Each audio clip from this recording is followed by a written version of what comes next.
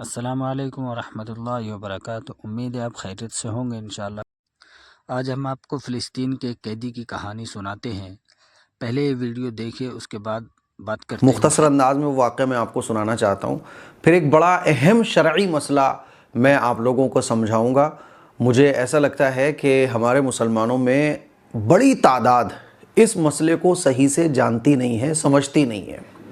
इसीलिए इस तरह के कमेंट्स उस वीडियो के कमेंट बॉक्स में मुझे पढ़ने को मिले, देखने को मिले।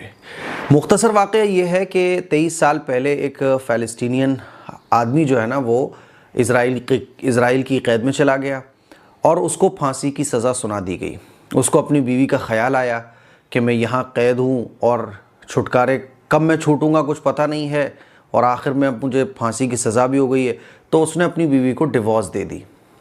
बीवी को जब डिवोर्स का लेटर मिला तो बीवी ने ये सोचा कि नहीं, मैं अपने शौहर का आखिरी वक्त तक इंतज़ार करूँगी, जब तक अनाउंस नहीं हो जाएगा इज़राइली गवर्नमेंट की तरफ से कि मेरा शौहर अब इस दुनिया में नहीं है, तब मैं कुछ सोचूंगी, लेकिन मैं अपने शौहर का इंतज़ार करूँगी।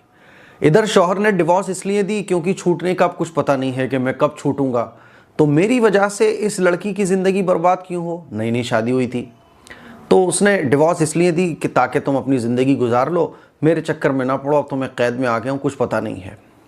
फांसी की सज़ा हुई और अल्लाह का करना ये हुआ कि इसको फांसी नहीं हो पाई, और 23 साल ये शख्स अकरम अबू बकर जेल में रहा। और उसके बाद अब जब सीज़ फायर हुआ है इज़राइल और हमास के बीच में, तो जो कैदी इज़राइल की तरफ से दिए गए हैं फ़िलिस्तीन को, उसमें अकरम अबू बकर भी था।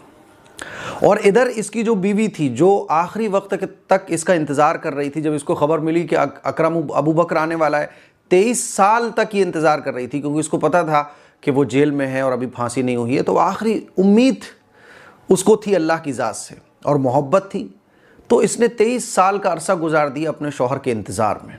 और जब इसका शौहर छूटा तो ये मिस्र पहुंची, और मिस्र के काहिरा में दोबारा इस शख्स ने अपनी बीवी से निकाह किया, और इसकी बीवी ने, जिसको इसने तलाक दे दी थी, अपने शौहर से निकाह किया।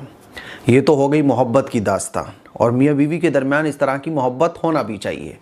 अब एक जो सवाल पूछा जा रहा था कमेंट बॉक्स में, जिससे मुझे ये लगा कि हमारे मुस्लिम कम्युनिटी में इस मसले का सही इल्म शायद लोगों को नहीं है। मेरे ख्याल में 90% लोगों को सही इल्म नहीं है। कमेंट बॉक्स में इस तरह के कमेंट्स भर भर के थे कि ये तो मैं 4-6 कमेंट स्क्रीन पे लगा रहा हूँ, वरना अक्सर कमेंट्स यही थे कि अरे जब उसने तलाक दे दी अपनी बीवी को तो फिर निकाह कैसे दोबारा कर रहा है। अरे मुफ्ती साहब, ये बात समझ में नहीं आई कि बग़ैर हलाले के इसने निकाह कैसे कर लिया। अरे ठीक है, मोहब्बत की बात तो मुफ्ती साहब आप बता रहे हो, लेकिन इसने जब अपनी बीवी को तलाक दे दी, फिर तलाक देने के बाद दोबारा निकाह कर रहा है, तो ये तो हराम कारी के साथ ज़िंदगी गुजारेगा। तो मुझे ये लगा कि तलाक के सिलसिले में इल्म हमारी कम्युनिटी को ना के बराबर है। मेरे अज़ीज़ भाइयों, मेरी बहनों, तलाक देने का जो सबसे खूबसूरत तरीक़ा है, जिसको आजकल हम लोग इख्तियार ही नहीं करते, तलाक देने का सबसे बेहतरीन तरीक़ा ये है कि आप अगर तलाक देना चाहते हैं, वैसे तो तलाक ना दिया जाए, निभाने की पूरी कोशिश की जाए। अल्लाह ताला को सबसे ज़्यादा नफ़रत हलाल चीज़ों में जिससे है वो तलाक है। अल्लाह को तलाक सख्त नापसंदीदा है। तलाक अल्लाह पसंद नहीं करता, इसलिए निबाह की अगर कोई सूरत निकल सकती हो तो निभाने की कोशिश की जाए, हद दर्जे निभाने की कोशिश की जाए। लेकिन निभाने की कोई सूरत नहीं बन पा रही है तो तलाक फिर दी जाए तो एक तलाक दी जाए। आप अपनी बीवी को एक तलाक दे दो। आपने एक तलाक दे दी, अब वो अपनी इद्दत गुजार रही है। एक और तलाक की इद्दत कितनी है? 3 पीरियड। एक पीरियड आया, 2 पीरियड आए, 3 पीरियड आए। अब एक तलाक देने के बाद आपको फ़ायदा क्या होगा? मान लीजिए आपने अपनी बीवी को एक तलाक दी, उसके बाद बीवी को रिग्रेट हुआ, बीवी को महसूस हुआ कि लड़ाई झगड़े हो गए, मैंने भी बहुत कुछ बोल दिया था, आपको भी एहसास हुआ कि यार आपने भी बहुत कुछ बोल दिया था, चलो ऐसा करते हैं दोबारा निभाह करते हैं, चलो कोई बात नहीं, आइंदा ख्याल रखेंगे। तो ये जो एक तलाक दी गई है, इसके बाद इद्दत के अंदर रुजू करने का जो हक़ है वो शौहर को बाकी रहता है। मियाँ बीवी दोबारा मियाँ बीवी बन सकते हैं इद्दत के अंदर। मान लीजिए अभी इद्दत चल रही है, आपने कहा चलो आइंदा हम ख्याल रखेंगे, तुम ऐसा मत करना, मैं ऐसे नहीं करूँगा, तो आपने चूँकि एक तलाक दी है तो आप ये तलाक को वापस ले सकते हैं, यानी आप रुजू कर सकते हैं। रुजू करने का तरीका क्या है कि आप अपनी बीवी को दोबारा कह दें कि भाई मैं चलो ठीक है आइंदा ख्याल रखना और अपनी बीवी को आप अपने निकाह में ले लें, है ना। तो आपको दोबारा निकाह करने की ज़रूरत नहीं है, इद्दत के अंदर अंदर आप अपनी बीवी से रुजू कर सकते हैं, ठीक है। और अगर इद्दत गुजर गई तो शरीयत ने यह कहा है कि इद्दत गुजर गई, अब बीवी आज़ाद है, वो कहीं भी निकाह कर सकती है। जब वो आज़ाद हो गई, इद्दत हो गई उसकी, इद्दत के बाद वो कहीं भी निकाह कर सकती है, आपसे भी निकाह कर सकती है। मान लीजिए आपको लगा, उसने कहा कि चलो दोबारा मुझसे निकाह कर लो लेकिन आइंदा ख्याल रखना, आप दोनों में अंडरस्टैंडिंग हो गई, दोनों ने एक दूसरे की बात को समझा, तो इद्दत गुजरने के बाद आप उससे दोबारा निकाह कर सकते हैं। इसको कहा जाता है तलाक़ अहसन, यानी तलाक देने का खूबसूरत तरीका। और इसी तरह से हमें तलाक देना भी चाहिए। कभी भी लड़ाई हो जाए, आप ये याद रखो कि आपको एक ही तलाक देनी है, आपको नहीं देनी 3 तलाक़ें, एक तलाक दे दो। एक तलाक देने के बाद आपको इख्तियार रहेगा, आप इद्दत के दौरान रुजू भी कर सकते हैं, और अगर इद्दत गुजर जाती है तो आप दोबारा निकाह अपनी बीवी को तलाक देने के बाद कर सकते हैं, ठीक है। और एक सूरत है तलाक़ हसन, कि आपने अपनी बीवी को 2 तलाक दे दी कि जाओ तुम्हें तलाक तुमने 2 तलाक दे दी, तो 2 तलाक देने के बाद भी आपको रुजू करने का इख्तियार होता है, समझ रहे हो। और अगर इद्दत गुजर जाती है औरत की तो आप दोबारा निकाह करके नए मेहर के साथ आप उसको अपनी दोबारा बीवी बना सकते हो। तीसरी जो सबसे बुरी सूरत है वो है तलाक़ मुग़ल्लदा, यानी एक साथ 3 तलाक दे देना, कि आपने कह दिया तलाक तलाक तलाक, जो कि हमारे मुआशरे में राइज है, और ये सबसे गलत तरीक़ा है, सबसे गलत तरीक़ा। इसी तरीके पर हमारे मुआशरे में आमतौर पर तलाक दी जाती है। फॉरेन कंट्रीज़ में, दूसरे मुल्कों में, चूँकि लोग एजुकेटेड होते हैं, लोग दीन के दुनिया के इल्म से वाकिफ़ होते हैं, वो गुस्से में अपने आपा नहीं खोते, तो वो तलाक 1 देंगे या 2 देंगे ताकि बीवी को वापस लेने का इख्तियार रहे।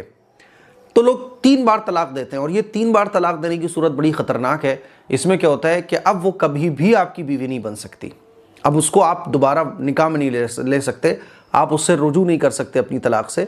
अब क्या होगा कि वो आपके निकाह में कभी भी नहीं आ सकती। हाँ, अब वो इद्दत पूरी करने के बाद कहीं और निकाह करे, अपनी ज़िंदगी गुजारे, और कभी इत्तेफाक़ी तौर पर उसका शौहर भी उसको तलाक दे दे, तब वो फिर आपके निकाह में आ सकती है।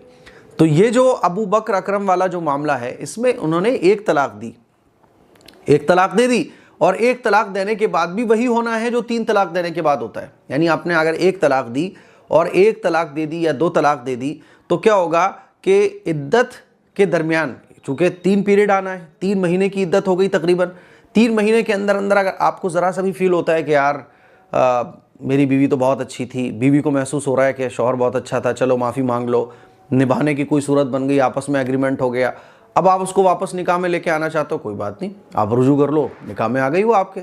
और अगर इद्दत गुजर गई, इद्दत गुजरने के बाद भी 4-6 महीने हो गए और अब बीवी अपना रिश्ता कहीं और ढूंढ रही है, आप भी अपना ढूंढ रहे हो, दोनों को एहसास हुआ कि यार छोड़ो जो हुआ, दोबारा से हम लोग आपस में ही ठीक थे, है ना, तो आप दोबारा निकाह करके अपनी बीवी के साथ रह सकते हो, कोई हरज की बात नहीं है।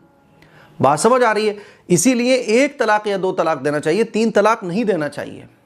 ये एक मुसीबत है जो अपने सर नहीं लेना चाहिए आदमी को, समझ रहे हो। अच्छा, पहले सहाबा इकराम का जो ज़माना था उसमें औरतों की कद्र ज़्यादा थी, तो 3 तलाक देने के बाद आदमी को शर्मिंदगी का सामना करना पड़ता था। लेकिन आजकल हमारे मुआशरे में विवाहों से कोई शादी नहीं करता, और शादी का निज़ाम इतना ख़राब हो चुका है, तो औरतों के लिए शर्मिंदगी का ज़रिया बन गया है, मुआशरे के लिए शर्मिंदगी का ज़रिया बन गया है। फिर उसमें हम हलाले का और कॉन्सेप्ट ले आए, हालांकि जो हलाला हमारे मुआशरे में राइज है, ये तो इंतहाई दर्जे की बदतरीन चीज़ है।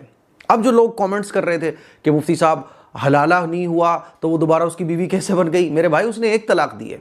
इसीलिए मैं आप लोगों से कहना चाहता हूँ, कभी भी कुछ अनबन हो जाए, आप 1 तलाक दीजिए या 2 तलाक दीजिए, बल्कि आप 1 ही तलाक दीजिए। समझ आ रही है बात। क्योंकि 1 तलाक आप दोगे तब भी इद्दत के बाद बीवी आज़ाद हो जाएगी, वो इद्दत के बाद कहीं भी निकाह कर सकती है ना। लेकिन 1 तलाक देने का फ़ायदा आपको ये होगा कि आप इद्दत के दरमियान रुजू कर सकते हैं, और इद्दत मुकम्मल हो जाए तो कभी भी जब आपका मन करे आप उससे दोबारा निकाह कर सकते हैं। तो अकरम अबू बकर ने क्या किया, 1 तलाक दी या 2 तलाक दी होंगी। अब इद्दत बीवी की गुजर गई, इद्दत होने के बाद वो आज़ाद है, लेकिन फिर भी उसने अबू बकर का इंतज़ार किया। अब अकरम अबू बकर वापस आ गए 23 साल के बाद, दोबारा निकाह कर लिया। बात समझ आ रही है। लेकिन अगर उन्होंने 3 तलाक दी होती तो फिर ये निकाह वैलिड ही नहीं होता। इसीलिए मैं आपको समझाना चाह रहा हूँ, तो ये जो कमेंट्स आ रहे थे, इस मसले को भाई याद कर लो, है ना। कभी भी कितनी लड़ाई झगड़े हो जाए मियाँ बीवी के दरमियान, कितना ही गुस्सा आ जाए,